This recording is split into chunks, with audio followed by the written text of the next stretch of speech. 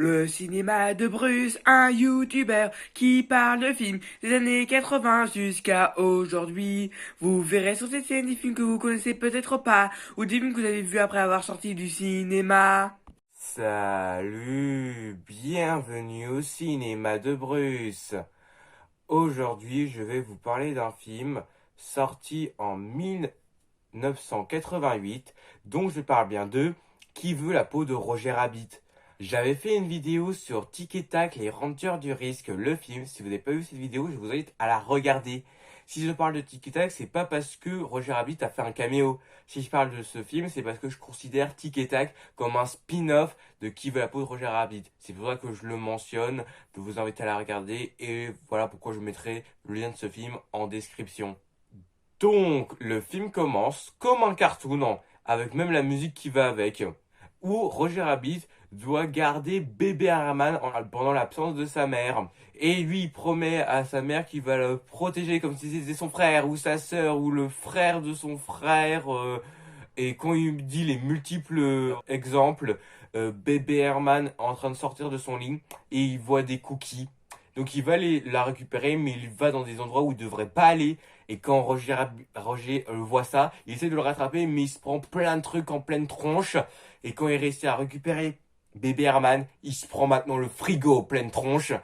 Et après, des oiseaux et autour de lui. Puis, coupé. Et c'était le tournage d'un cartoon. Et on est dans un monde où les humains et toons vivent dans le même monde. Et les cartoons ou les dessins animés sont faits de la même manière que dans un film avec de vraies personnes. Et du coup, si le réalisateur a dit couper, c'est parce que c'est une scène ratée. Il a des oiseaux autour de lui alors que ça devait être des étoiles, pas des oiseaux. Et c'est la 22e prise et il échoue encore. Et lui, Bébé Herman, ça l'énerve du fait qu'il doit encore faire cette scène. Du coup, il va aller dans sa caravane. Et après, Roger veut prouver au réalisateur qu'il peut bien faire des étoiles en se frappant dessus. Puis on enchaîne sur l'un des personnages principaux du film, Eddie Valiant. Il a été appelé par le chef de ce studio d'animation, enfin animation entre guillemets, Monsieur Maron, parce que le lapin n'est plus dans son assiette depuis qu'il la soupçonne sa femme d'être infidèle et de sortir avec Marvin Atmey. Donc, il veut qu'il prenne de photos pour révéler la vérité à Roger. Et du coup, il veut pas, mais il dit que c'est juste pour prendre des photos. Donc après, Eddie, il accepte, mais ça lui coûtera 100 billets. Du coup, il lui donne un chèque de 50 billets. Et s'il veut avoir le reste, il va falloir terminer son job. Donc, après, Eddie, il va aller dans un bar voir Dolores, une amie à lui, pour lui prêter un appareil photo. Parce que le sien, il l'a laissé chez un pote pour prendre des photos. Et il lui explique pourquoi il veut d'abord son appareil photo. Puis quelqu'un l'a entendu et il pense que c'est pour régler une affaire de story, retrouver un chat, et ça l'énerve Eddie. Donc après, il le met son œuf en pleine bouche en lui disant: je ne travaille pas pour les toons. Et il se demande quel est son problème. Et ben Dolores lui raconte que un toon a tué son frère en lui balançant un piano en pleine figure. Ensuite, il va aller dans le fameux bar où se trouve Jessica Rabbit, là où elle travaille. Donc il va taper à la porte, puis un gorille lui demande quel est le mot de passe. Et lui il répond: Walt Disney m'envoie. Donc il ouvre la porte et il rentre.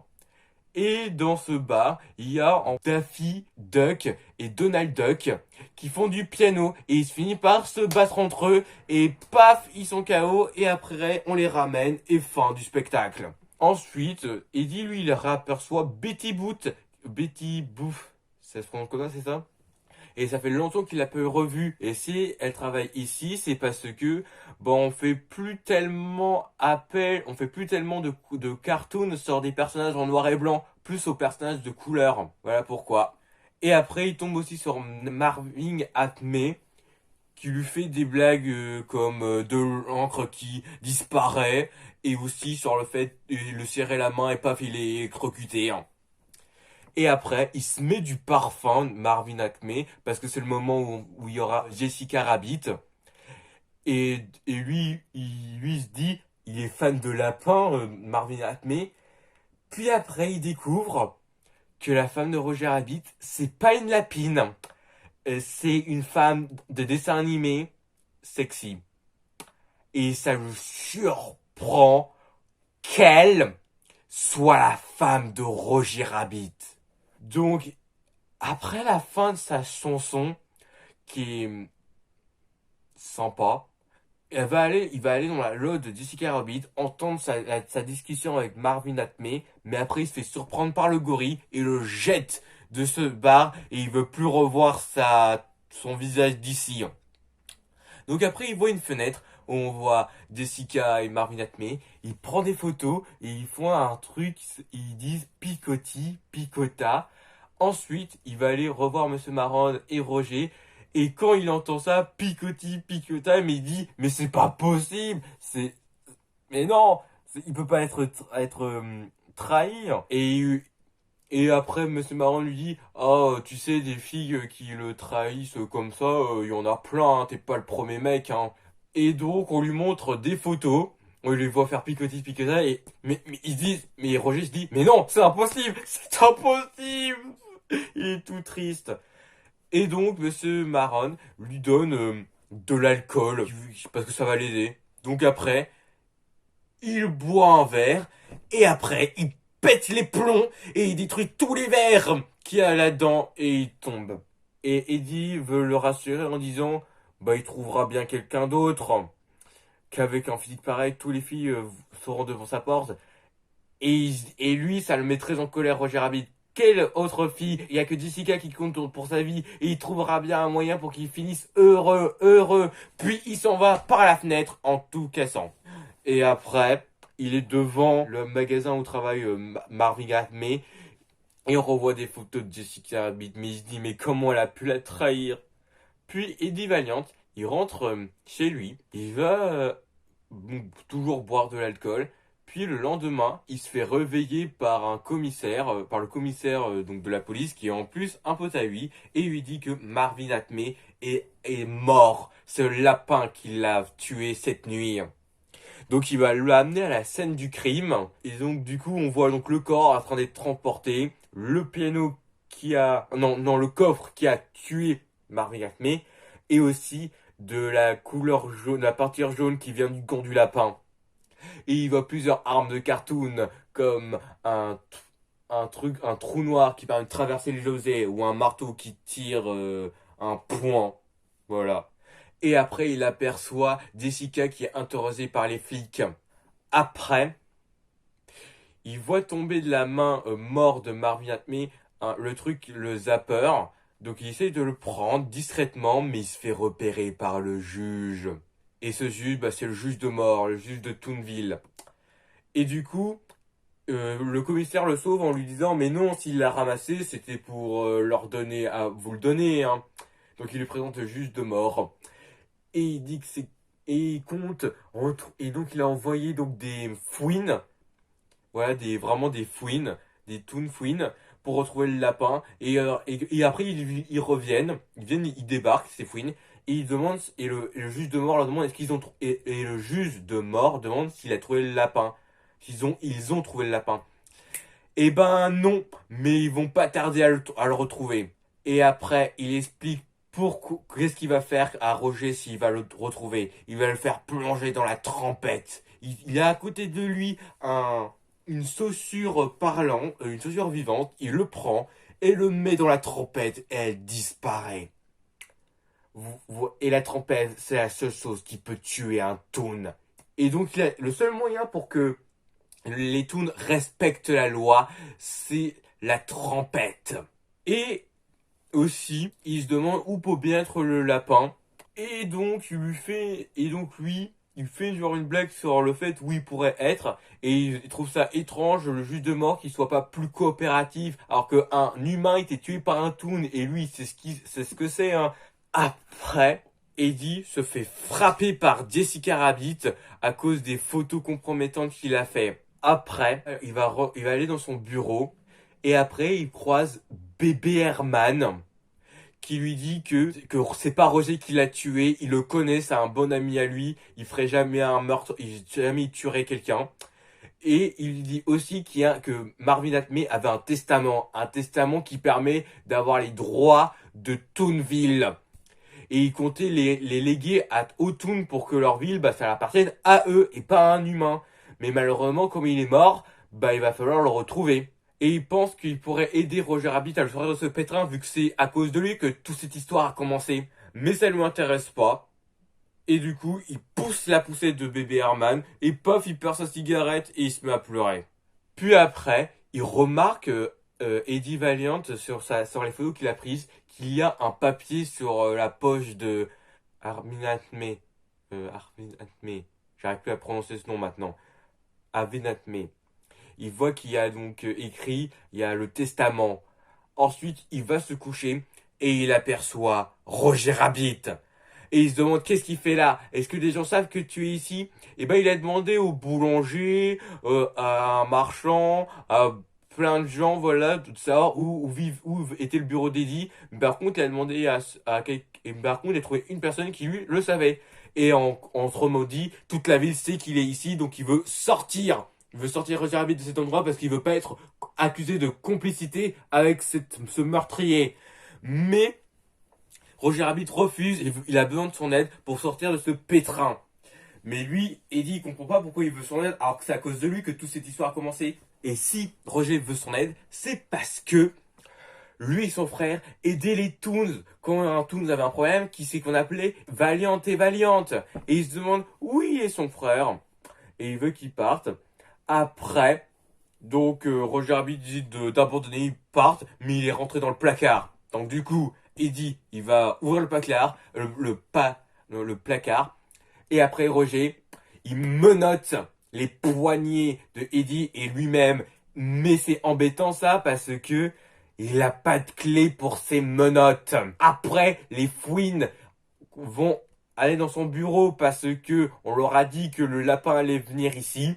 Du coup, Roger veut que Eddie le casse, c'est une question de vie ou de mort. Donc après, les fouines, ils rentrent par effraction chez Eddie parce que parce qu'il a pas ouvert la porte. Du coup, ils l'ont ouvert la serrure avec leur flingue. Après, donc, ils demandent à Eddie où est le lapin. Et il répond qu'il l'a pas vu. Et qu'il leur ment pas. Et après, comme il voit rien, vu qu'il voit pas la trace du lapin, il leur répond que si jamais t'as menti, tu vas avoir de gros problèmes. Puis après, il donne un coup à la fouine, Eddie, et tous les autres fouines, ils rient. Et après, le chef des fouines dit « Arrêtez de vous marrer ! Arrêtez de vous marrer, sinon vous allez en mourir !» Après que les fouines sont partis, Eddie va aller au bar, va l'amener Roger Rabbit au bar. Et découvre et fait montrer à Dolores le fait que il y a Roger Rabbit avec lui. Et donc ils vont aller dans un endroit secret du bar. Et il essaie donc de retrouver du matériel pour couper les menottes. Et ensuite, il dit que Roger Rabbit le gêne. Donc il retient les menottes Roger Rabbit, il veut le regarder faire. Et après, il se rend compte que Roger Rabbit pouvait libérer de ses menottes à n'importe quel moment et il l'a même pas dit. Et Roger Rabbit, lui, ce qu'il dit, c'est pas à n'importe quel moment, juste au moment où ça pouvait être drôle. Et après, Dolores répond, il est toujours aussi drôle ou juste dans les moments où il est recherché pour meurtre. Et Roger Rabbit lui répond, moi, ma philosophie, c'est si on n'a pas un bon sens de l'humour, faut mieux être mort. Et lui, ce qu'il se demande surtout, c'est qui est la personne qui a voulu accuser Roger Rabbit? Il pense que Roger Rabbit n'est vraiment pas le meurtrier. On a voulu accuser de meurtre pour avoir le testament et ils ont continué à le chercher après sa mort. Ah oui, j'ai aussi oublié de raconter quelque chose. Quand il découvre que Roger Rabbit était dans son bureau, il lui raconte aussi le fait que quand il veut lui prouver que le fait qu'il était innocent, Roger Rabbit, il est allé voir au bar où était Jessica, il est allé taper dans la loge, mais elle n'était pas là. Puis il a trouvé un mystérieux papier blanc, donc il a voulu s'en servir pour écrire une lettre d'amour. Mais il a pas voulu l'envoyer à Jessica parce que une lettre pareille il fallait le lire. Donc il est rentré chez lui, il n'est pas allé chez lui parce que les fouines l'attendaient. Et du coup, il s'est enfui, il voulait chercher Eddie. Voilà. Il demande après Eddie demande à Dolores de garder le lapin un jour ou deux, le temps il éclaircisse cette enquête. Après, il va chez lui, il rentre chez lui, et après il découvre, il tombe sur Jessica Rabbit, et si elle est venue, c'est pour qu'il retrouve son mari. Et peu importe quel sera son prix, elle est prête à dépenser n'importe quelle somme d'argent pour qu'il retrouve son mari. Et il pense que c'est parce qu'il veut se servir de lui. Mais elle lui répond, Jessica, que c'est faux. Et que c'est parce que c'est d'avoir un physique comme elle.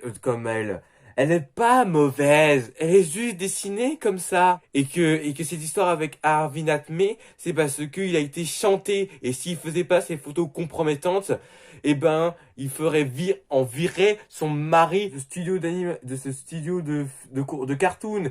Et il est prêt à faire n'importe quoi pour son mari. N'importe quoi. Donc, après Dolores arrive, et après Jessica décide de partir, et il lui dit que si elle change d'avis, bah, elle le fera signe. Après, Dolores lui dit que si le testament n'est pas retrouvé avant minuit, c'est Claude Erwif, un truc comme ça, qui aura un truc, c'est enfin une entreprise qui a racheté les bus. Parce qu'en fait, j'ai oublié aussi de dire ça, c'est qu'au début du film, on le voit, Eddie Valiant utiliser, bah, le bus, et, et qui préfère, et qu'il dit aussi à des enfants, et qu'un enfant lui avait aussi dit, Monsieur Valiant, vous prenez pas de voiture, que non, il n'a pas besoin vu qu'il a dit à les bus, mais il commence à disparaître, en fait. Et comme il commence à disparaître, des gens ont été virés de leur travail, du coup. Et il les plaignait pour ceux qui travaillaient dans ces bus. Enfin, ces bus, voilà, ces sortes de bus. Et ils se demandent pourquoi il les fait tous disparaître. Ensuite, ils entendent du bruit dans le bar, et c'est Roger Rabbit qui s'est montré à tout le monde. Ensuite, on le remet dans sa cachette, et il lui dit à quel point c'était idiot de faire ça. Maintenant, tout le monde pourra raconter le fait que tu étais ici. Et du coup, tu seras mort. Et Roger Rabbit dit qu'ils ont pas saccagé, comme il leur a fait rire. Ils ont rien à craindre. Oui, mais après avoir ri, ils vont appeler les fouines et le juge de mort pour dire que t'étais là. Puis, les fouines et le juge de mort débarquent parce qu'ils ont entendu le lapin près du bar. Ils demandent aux gens est-ce qu'ils ont vu le lapin. Et il y en a un qui dit oui, je l'ai vu. Et en fait, c'était une blague débile. Et après, il remarque que la musique qui a été mise dans le disque, c'est la parade de Bugs Bunny.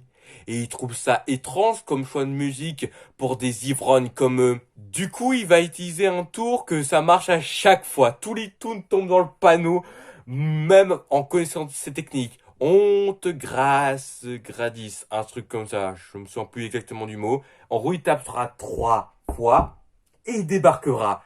Roger Rabbit essaye de se retenir, mais il n'y arrive pas, et tombe dans le panneau et se fait repérer par le juge.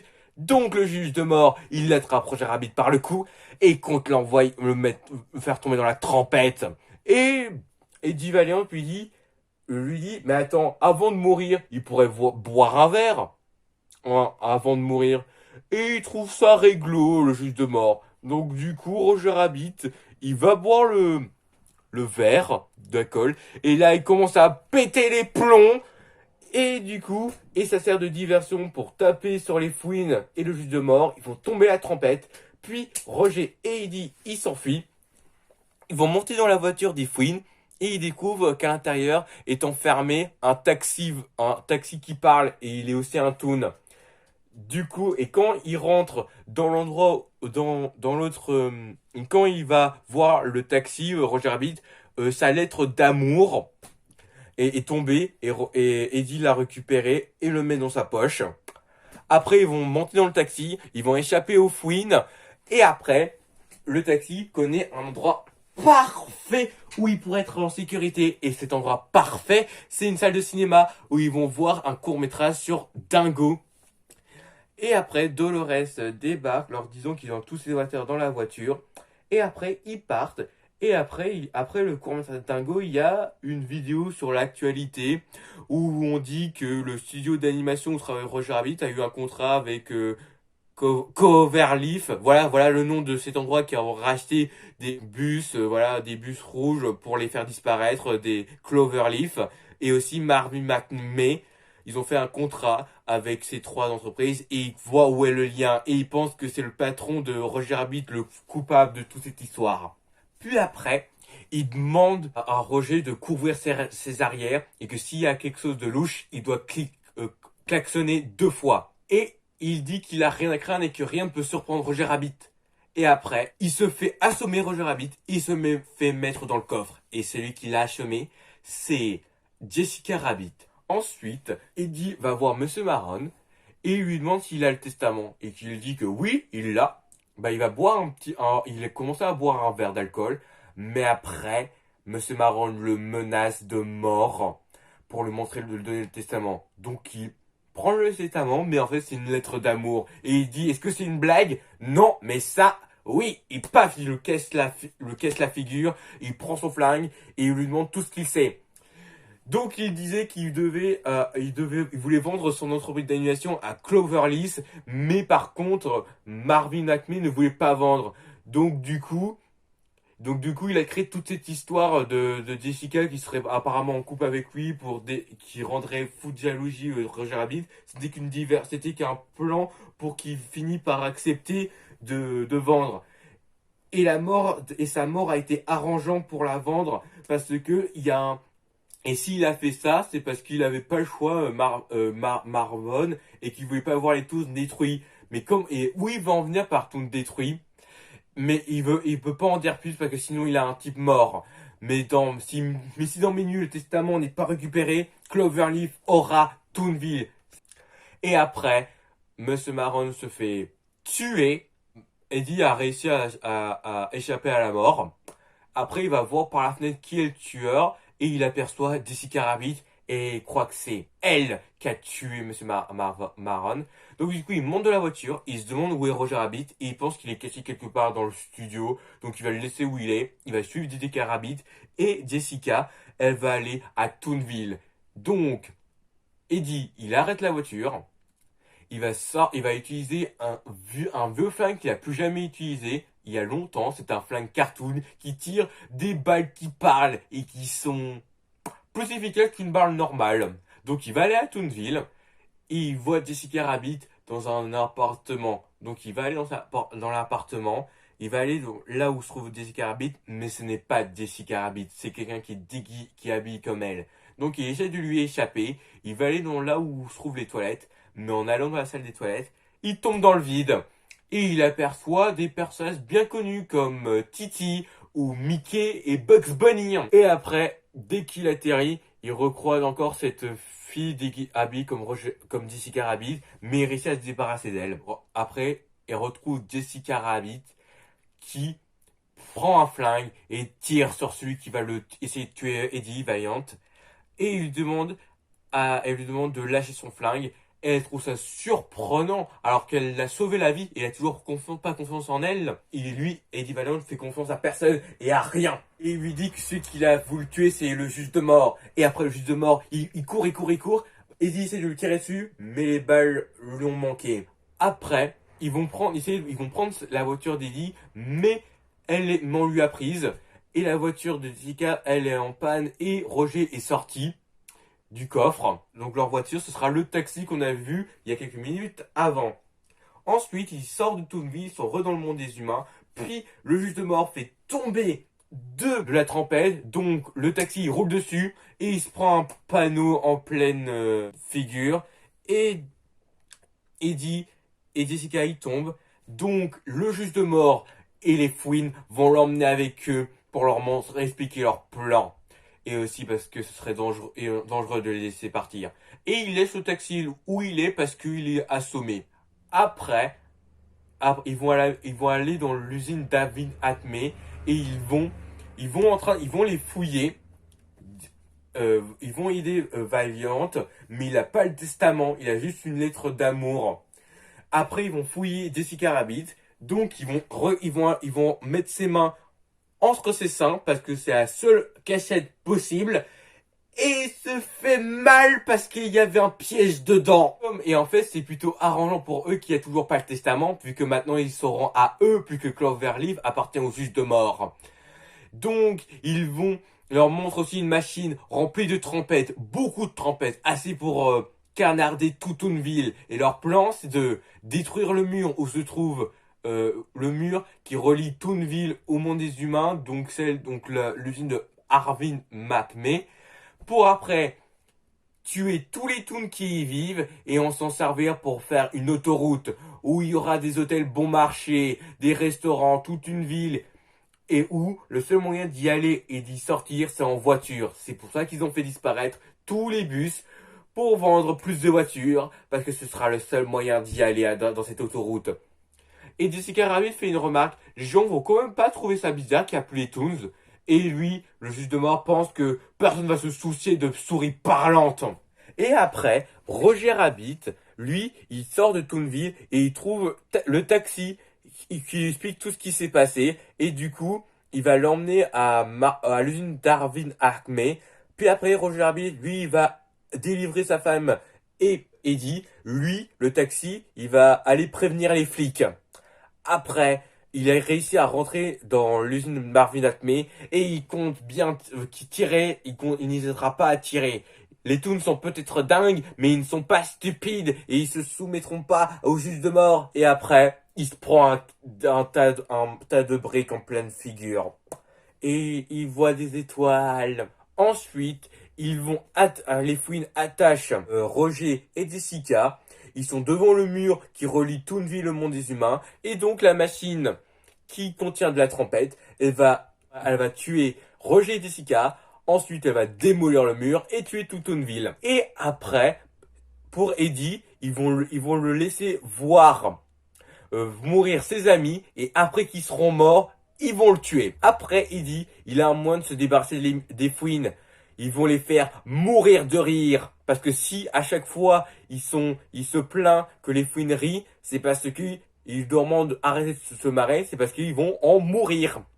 Donc il va faire un numéro pour faire rire toutes les fouines et ils rigolent en un point où ils meurent tous. Donc après qu'ils sont tous morts, il essaie donc d'arrêter la machine et dit mais le juge de mort l'en empêche, il le combat et après il se débarrasse du juge de mort avec un rouleau compresseur. Il se fait rouler par le rouleau compresseur et donc après il arrête donc la machine et dit mais après le juge de mort, il a survécu au rouleau compresseur et ils comprennent très vite que c'est un toon. Et maintenant ils comprennent et pourtant il se dit que c'est évident que c'était un toon. C'est ton plan farfelu sur l'autoroute, il y a qu'un toon qui pourrait faire un plan pareil. Mais ce n'est pas n'importe quel toon. Après, il boit une machine d'oxygène pour se regonfler. Et après ses yeux, ils tombent et on voit ses yeux de toons. Et il dit à Eddie, quand j'ai tué ton frère, j'étais comme ça.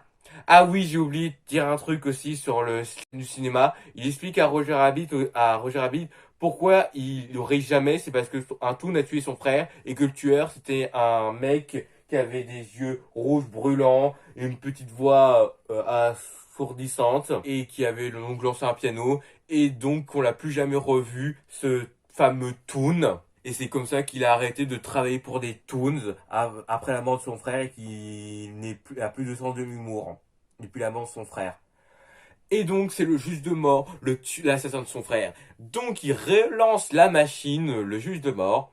Et après, Eddie réussit à le battre en ouvrant genre un trou dans la machine qui fait sortir toute la trompette. Ce qui fait qu'il risque plus de mourir Roger et Jessica. Et le juge de mort, lui, il est arrosé et il fond. Et il meurt. Après, la police débarque. Eddie Valiant leur explique tout. Puis, la machine lui continue à avancer, à détruire le mur. Et Jessica et Roger sont libérés. Et après, tous les Toons, ils débarquent. Et ils regardent le juge de mort. Et ils sont surpris de ce toon parce que c'était ni un lapin, ni un chien, ni un petit garçon marionnette comme Pinocchio, ni un oiseau comme Woody Woodpecker. Voilà, c'était un toon qui sortait de l'ordinaire. Et après, il lit à Jessica donc sa lettre d'amour et il découvre que le papier blanc, il y a un truc écrit dessus, il est maintenant réapparu, un peu comme le spray qui disparaît et réapparaît. Enfin, non, l'encre qui disparaît et réapparaît. Et là, c'est pareil pour ce testament. Et du coup, la Toonsville appartient maintenant aux Toons, et uniquement aux Toons, et c'est génial. Et donc tout est bien qui finit bien, et c'est la fin du film. La vidéo est finie, j'espère qu'elle vous a plu. Si vous l'avez bien aimé, mettez un pouce bleu, et je vous dis au revoir.